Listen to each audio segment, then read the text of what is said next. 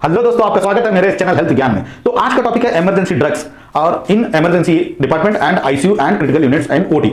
यहां पे हमको इमरजेंसी ड्रग्स को यूटिलाइजेशन कैसा करना है और इमरजेंसी ड्रग्स के बारे में हम लोग कितना जानते हो, वही जानकारी मैं आपको देना चाहता हूं। यहां पे इमरजेंसी ड्रग्स कितना जरूरी है हम लोगों को जानने के लिए, और हमको उन इमरजेंसी ड्रग्स के ट्रेड नेम से मतलब नहीं रहता है, फार्माकोलॉजी से ही मतलब रहता है। और हम लोग ट्रेड नेम से हर एक हॉस्पिटल में जाओगे तो हर एक हॉस्पिटल का अलग अलग ट्रेड नेम का अलग अलग ड्रग रहता है। तो फार्माकोलॉजी में हम लोग देखेंगे तो उसका एक्शन वही रहेगा।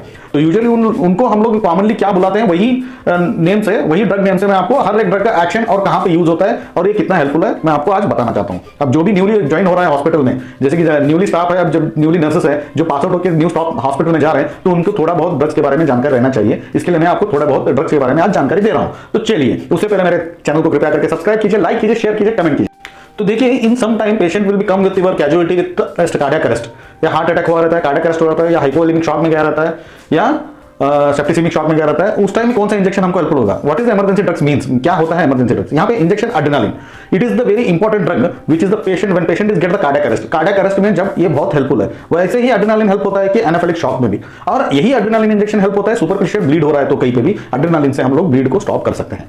और some time it will be help for the asthma patients also.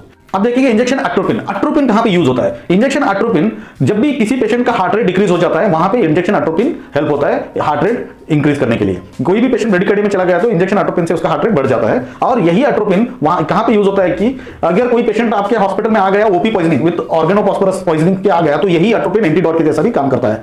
और यही प्रोडक्ट, यही एट्रोपिन वहां पे डिक्रीजिंग द सलाइवा और सिक्रेशन को रोकता है। जैसे कि ओरल सिक्रेशन आते रहता है, कोई पॉइजनिंग आ गया या नेजल सिक्रेशन आते रहता है, इसको डिक्रीज करता है। तो चलिए आगे बढ़ेंगे। तो हम आगे बात करेंगे अब नॉरएड्रेनालिन और नॉरएपिनेफ्रिन। ये इंजेक्शन कहां पे यूज होता है? ये injection usually heart rate increase करने के लिए भी यूज होता है, और किसी पेशेंट को सडन हाइपोटेंशन में गया तो उसका बीपी इंक्रीज करने के लिए भी ये इंजेक्शन बहुत यूजफुल है। तो चलिए आगे। अब हम बात करेंगे इंजेक्शन कैल्शियम ग्लूकोनेट के बारे में। इंजेक्शन कैल्शियम ग्लूकोनेट कहां पे दिया जाता है? हाइपोकैल्शियमिया पेशेंट आया है तो वहां पे इंजेक्शन कैल्शियम ग्लूकोनेट दिया जाता है। अगर कोई कंप्लेंट आया है हाइपरकैलेमिया तो वहां पे भी इंजेक्शन कैल्शियम ग्लूकोनेट दिया जाता है। Some time patient with came of magnesium toxicity, तो magnesium toxicity, excess dose of magnesium हो गया तो वहां पे उसका टॉक्सिसिटी हो जाता है बॉडी में, तो उसको क्लियर करने के लिए इंजेक्शन कैल्शियम ग्लूकोनेट दिया जाता है। तो चलिए आगे देखेंगे और इमरजेंसी ड्रग्स के बारे में।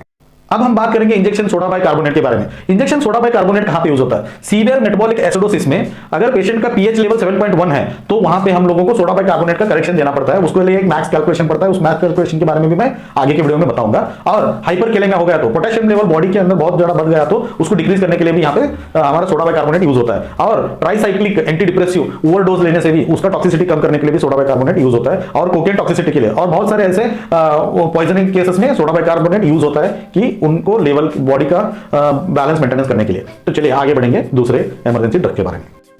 अब हम बात करेंगे इंजेक्शन अमिडोरिन के लिए। इंजेक्शन अमिडोरिन क्या होता है? It is a anti arrhythmic drug. Injection amiodarone anti arrhythmic drug है, इसको ट्रीट और प्रिवेंट करने के लिए देते हैं। इंजेक्शन का कंडीशन को देखिए, पेशेंट के कंडीशन को देखिए, इसको हम ट्रीट करने के लिए दे सकते हैं, या आगे का कुछ कॉम्प्लिकेशन होने वाला है तो उसको प्रिवेंट करने के लिए भी इस इंजेक्शन यूजफुल है। तो यहाँ पे पेशेंट को अगर वीटी में आ गया तो वेंट्रिकुलर टेकिकार्डिया में आ गया तो ये इंजेक्शन वेरी हेल्पफुल है। जैसे कि पेशेंट आ गया वेंट्रिकुलर फिब्रिलेशन, वहां पे भी ये इंजेक्शन वेरी हेल्पफुल है। और वाइट कॉम्प्लेक्स ऑफ टेकिकार्डियास होते हैं तो क्यूआरएस कॉम्प्लेक्स बड़े बड़े हो जाते हैं, वहां पे पी वेव और टी वेव एब्सेंट रहते हैं, तो वहां पे भी इस इंजेक्शन का यूज होता है। और एट्रियल फिब्रिलेशन में भी ये यूज होता है, और पीएसवीटी में भी होता है। प्रोक्सिमल सुप्रावेंट्रिकुलर टेकिकार्डिया इसको कहते हैं। तो चलिए आगे बढ़ेंगे, दूसरे इमरजेंसी ड्रग्स के बारे में जानेंगे। अब हम आगे बात करेंगे इंजेक्शन 25% डेक्सट्रोज और 50% डेक्सट्रोज। ये कहां पे यूज होता है? ये यूजुअली पेशेंट विद हाइपोग्लाइसेमिया आ गया तो उस टाइम में ये हमको वेरी यूजफुल है। और हाइपरकैलेमिया में आ गया तो पेशेंट का पोटेशियम लेवल बहुत बढ़ गया है तो वहां पे भी ये 25% डेक्सट्रोज या 50 डेक्सट्रोज में हम इंक्लूडिंग इंसुलिन डाल के हम ट्रीट दे सकते हैं। ऐसे कि डायबिटिक कीटोएसिडोसिस में भी पेशेंट को हम लोग ट्रीट कर सकते हैं विद हेल्प ऑफ 25% डेक्सट्रोज और 50% डेक्सट्रोज। तो आगे बढ़ेंगे और इमरजेंसी ड्रग्स के बारे में देखेंगे, जानेंगे। अब हम आगे बात करेंगे इंजेक्शन नाइट्रोग्लिसरीन यानी कि एनटीजी। इंजेक्शन नाइट्रोग्लिसरीन कहां पे यूज होता है? It is accelerated hypertension reduce करने के लिए इंजेक्शन नाइट्रोग्लिसरीन यूज होता है। और it is also use for the reducing of chest pain like angina pectoris, यहां पे भी इंजेक्शन यूज होता है। चलिए आगे बढ़ेंगे। अब हम बात करेंगे इंजेक्शन सक्सेनाइन कोलिन यानी कि स्पोलिन इंजेक्शन। इसको हम लोग शॉर्ट टर्म पैरालिटिक एजेंट भी कहते हैं, और इसको कहां पे यूज किया जाता है? इमरजेंसी इंट्यूबेशन करना है तो वहां पे इस इंजेक्शन का यूज होता है। चलिए आगे बढ़ेंगे।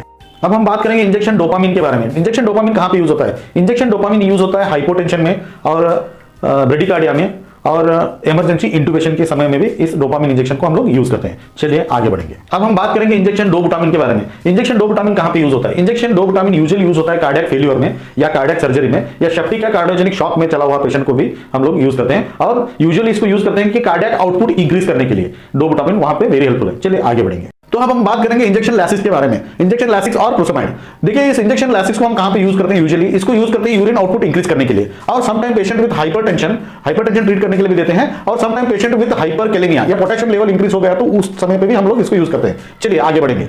अब हम बात करेंगे इंजेक्शन लुडोकेन और जाइलोकार्ड। जाइलोकार्ड 1%, 2% ऐसे आते हैं और ये इंजेक्शन कहां पे यूज होता है? इंजेक्शन ये एंटी अरिथमिक ड्रग के जैसा एक्ट करता है और लोकल एनेस्थेसिया पे भी इसको दे सकते हैं और ventricular arrhythmia, acute EMI, digoxin poison, cardioversion और cardiac catheterization sometime if patient is amiodarone is not available तो हम इंजेक्शन जाइलोकार्ड को यूज कर सकते हैं और इंजेक्शन एमिडोरिन रिएक्शन है तो कॉन्ट्रा इंडिकेशन है पेशेंट के लिए तो तब जाइलोकार्ड हम यूज कर सकते हैं। तो चलिए आगे। तो अब हम यहां बात करेंगे injection adenosine. Adenosine usually use होता है एसवीटी में। एसवीटी यानी कि सुप्रावेंट्रिकुलर टैकिकार्डिया। तो चलिए आगे बढ़ेंगे। अब यहां पे हम लोग बात करेंगे injection hydrocortisone. Injection hydrocortisone usually use होता है सीवियर एलर्जिक रिएक्शंस में और ये यूजुअली यूज होता है ऑटोइम्यून डिजीजेस में सच एज स्किन और अस्थमा और लंग कंडीशंस में। तो चलिए आगे बढ़ेंगे। अब हम यहां पे बात करेंगे injection vasopressin. Injection vasopressin usually use होता है लो बीपी यानी कि हाइपोटेंशन में। ये अडल्ट में यूज होता है और इंजेक्शन वैसोप्रेसिन ऐसा ड्रग्स है कि कितने ही मेडिकेशन और फ्लूइड देने के बाद भी ब्लड इंक्रीज नहीं हो रहा है तो ये लास्ट ड्रग है कि पीपी को हम लोग इंक्रीज करने के लिए यूज कर सकते हैं। तो चलिए आगे बढ़ेंगे। अब यहां पे हम लोग बात करेंगे injection midazolam. Injection midazolam usually emergency में यूज होता है जब patient having a prolonged seizures तो कंटिन्यूअसली सीजर्स आ रहा है तो इंजेक्शन मिडाजोलम देने से वो स्टेबल हो जाता है। तो चलिए आगे बढ़ेंगे। अब हम बात करेंगे इंजेक्शन नाइलॉक्सोन। इंजेक्शन नाइलॉक्सोन यूजुअली यूज होता है antidote for opioid overdose. Injection opioid overdose होने के बाद ये यूज होता है। तो चलिए आगे बढ़ेंगे। अब यहां पे हम लोग बात करेंगे injection diazepam. Diazepam also act like a prolong time seizures को रोकने के लिए ये इंजेक्शन यूज होता है। तो चलिए आगे बढ़ेंगे। यहां पे हम लोग बात करेंगे injection paracetamol. Injection paracetamol usually use होता है डिक्रीजिंग अप फीवर और माइल्ड टू मॉडरेट पेन को भी ये रिलीव करता है। तो चलिए आगे बढ़ेंगे। अब हम यहां पे बात करेंगे इंजेक्शन मिथाइलप्रिडनिसोलोन। इंजेक्शन मिथाइलप्रिडनिसोलोन यूजुअली यूज होता है सीवियर एलर्जिक रिएक्शंस में और ये यूज होता है इम्यून सिस्टम डिसऑर्डर्स में। तो चलिए आगे बढ़ेंगे। अब हम बात करेंगे injection heparin. Heparin usually use होता है बहुत सारे ब्लड क्लॉट डिजीजेस में जैसे कि लंग्स में हो गए या पैरों में हो गया और sometime it will be seen in atrial fibrillation, clot seen in atrial fibrillation और ये बहुत जगह में हेल्प होता है जैसे कि ब्लड क्लॉट डिजीजेस में। तो चलिए आगे बढ़ेंगे। अब यहां पे हम लोग बात करेंगे इंजेक्शन एम्नोफिलिन। इंजेक्शन एम्नोफिलिन यूजुअली यूज होता है ब्रोंकोस्पैस्म्स और ये यूज होता है अस्थमा और सीओपीडी पेशेंट में। तो चलिए आगे बढ़ेंगे। अब हम यहां पे बात करेंगे इंजेक्शन पिनार्गन यानी कि प्रोमेथाजाइन। ये यूजुअली यूज होता है सेडेशन देने के लिए जैसे कि complaint of patient with anxiety या हेजिटेशन और ये इंजेक्शन यूज होता है नोजिया और वोमिटिंग रोकने के लिए और ये यूज होता है सीवियर एलर्जिक रिएक्शंस रोकने के लिए और ये यूज होता है ब्लड ट्रांसफ्यूजन रिएक्शन को रोकने के लिए। तो चलिए आगे बढ़ेंगे। अब हम यहां पे बात करेंगे इंजेक्शन डेक्सामेथासोन। ये यूजुअली यूज होता है सीवियर एलर्जिक रिएक्शन को रोकने के लिए और ये यूज होता है अस्थमा पेशेंट के लिए और ये यूज होता है क्रॉनिक ऑब्स्ट्रक्टिव पल्मोनरी डिजीज यानी कि सीओपीडी। तो चलिए आगे बढ़ेंगे।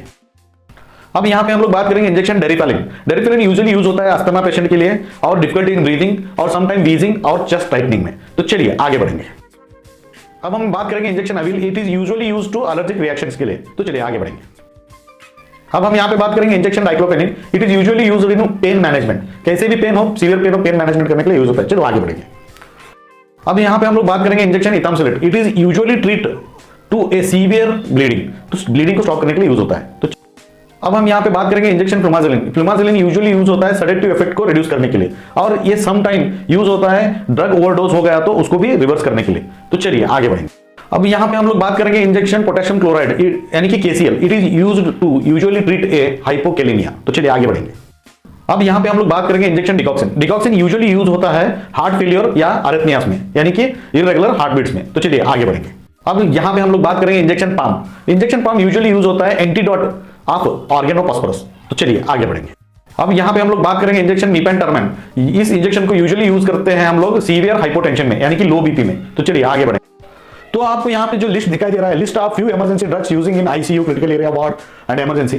तो इन इंजेक्शन को आप याद रखो और ये इंजेक्शन कहां पे यूज होता है इसको भी याद रखो, ये बहुत हेल्पफुल है। तो मुझे लगता है कि आज का मेरा इस वीडियो देख के आपको कुछ ना कुछ रोचक ज्ञान मिला होगा। तो कृपया करके मेरे इस हेल्थ ज्ञान चैनल को कृपया करके सब्सक्राइब कीजिए, लाइक कीजिए, शेयर कीजिए, कमेंट कीजिए। फिर एक ऐसी रोचक वीडियो के साथ मिलूंगा, तब तक के लिए जय हिंद, नमस्ते।